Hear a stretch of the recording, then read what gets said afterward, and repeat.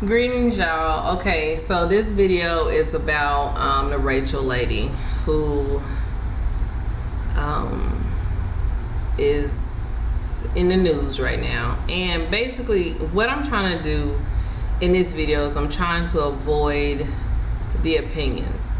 The reason being is I don't really feel like I've handled it the way I should on my Facebook page. Not my business page, but on my regular Facebook page. Because we're so quick to jump on bandwagons and, be like, like to have all these opinions about what's going on with other folks. And yes, of course I have an opinion on it. But I just felt like the more I talked about it, the more I shared about it, the more, I got into these little spats with people about it, the more, I hate using those cliche terms, but the more low vibration I felt, the more judgmental and nasty and icky I felt, the more covered in tar I felt. Because really at the end of the day, this is me trying to jump over my opinions in my mind. Her story is not mine to speak on. Her story is her own. Does her story impact me? Of course, it impacts everybody. We don't do anything without impacting other people. That's just not reality. When we think that, what I do don't bother them, well, everything has a ripple effect. But my ripple effect, I feel, was destructive, and I feel that it was self-serving and attention-getting. Because I can create my world however I want to, and she doesn't have to be a part of my world. Other people that I don't even know that I'm getting into these little tips with about it, they don't have to be a part of my world. Life is very much a lot like Facebook, contrary to what people will tell you. I can create my timeline to look however I want it to. If I don't like the vibe that you always bring, then I can just unfriend you, or I can stay friends with you and block you off my timeline. It's no different than on my Instagram. I make sure that I follow beautiful pages like this one, Earth Pics and Earth Porn and all this stuff, so that when I look at it, I see beautiful things as I scroll through. And that's what I realized that I want to create for my life. I don't want to get tangled up in this. The truth of it is that as a coach, as a guide, what I'm realizing that I have to, not have to do, but what I'm choosing to do with my life is to look at these women like I would if they were my clients. Because if she was my client, I wouldn't have talked about her or to her the way I did on my timeline. And so for me, that means that I was being dishonest. I might have said what I said, but I wouldn't have said it the way I said it. I wouldn't have said it so flippantly. A lot of things we say we say it the way we say it is because that person isn't in our face. And it's not a scary thing, but what I realized is it was taking me off my path to talk about her like that.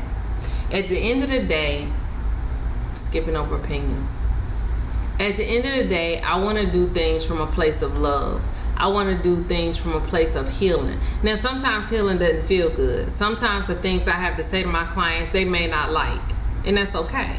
Because I'm not here for you to like me. I'm here for you to, get on your path and stay on your path and get where you need to get. So sometimes, that doesn't necessarily, like I'm not a guide who babies you. I do not baby my clients. I refuse to. I have all adult clients at this point. I potentially may be taking on some children, but at this point I have grown people. I don't baby grown people.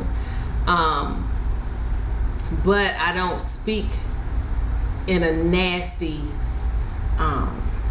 flip way that's not taking their feelings into account, and that's what I did to her. She will never know it. She probably won't ever see this video or anything else. But what I'm saying is that we should not do things like that without considering that there's a person on the other side. Regardless of how we feel about that person, regardless of how we feel about that person's actions. I want to start operating from a place that if they were in my face, that's how I would do them. And I know for me, like I said, I don't pull no punches. Anybody that's worked with me would tell you, I don't pull punches. I don't baby you. You know, you ain't no baby. You're not getting no breastfeeding going on. You gonna put on your big girl panties, you know, as tight as they may be. You gonna have to pull them things up, you know, and let's get to work. But I work from a place of love, and I feel like that's how I should have dealt with the situation. I didn't even have to make this video, but I wanted to make the video just to be honest and transparent with y'all, because we don't always get it right, but we generally do the videos where we do get it right. Well, this time I got it wrong. This time I handled this situation in a very immature way. This is not the first time I've handled a situation like this in an immature way. This is just the first time I was honest enough to make a video about it. So all I want to do today is challenge you all to think about what you say on social media before you say it. It doesn't matter if the person will never see what you say. That has nothing to do with it. It's the fact that it's the question, what are you drawing to yourself? Would I want my whole life to be played out on TV or in snippets of interviews or pictures? God forbid somebody was always around me taking pictures and crap. Or, you know, we forget that this stuff is a snapshot. We forget that we're never getting the whole story. We forget that, I mean, what would that crap look like if it was your life? Because I don't want y'all to see my whole life. I don't. You know, I do stupid stuff every day, every single day. I try to do better the next day, but I do stupid stuff every day. I make bad choices every day.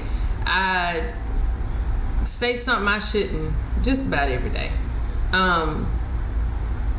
And I want somebody to be forgiving of me. I want somebody to know that that's not just the culmination of who I am. You know what I'm saying? Like, I don't want y'all to see some janky picture of me that some whoever that I don't even know snapped at me all of a sudden, or even like I wouldn't necessarily want y'all to see my initial sermon that I preached when I was a minister. Why? Because it ain't where I am now. And if somebody came out with that all of a sudden, you know, they had this video release of, you know, of me with this initial sermon of me bucking and shouting in church. It's not even that I'm embarrassed. It's just that ain't where I'm at. And I don't want you to judge me based on something that I did. And that's how social media works. In this instance, yeah, I know we could argue that this is an ongoing thing. Yes, it is. As far as we know, it's current. But what we don't know is if it's complete. What we don't know is the real backstory. What we do know is that they spin everything from sensationalist points of view. That's what we do know. We do know that I would not want them to sensationalize the crap that I already got going on, because it's sensational enough and I don't need any help. So anyway, my apologies to myself for dishonoring myself. Yeah, so that's it. Thank y'all so much for watching. I hope you learned something. Love y'all. Odabo.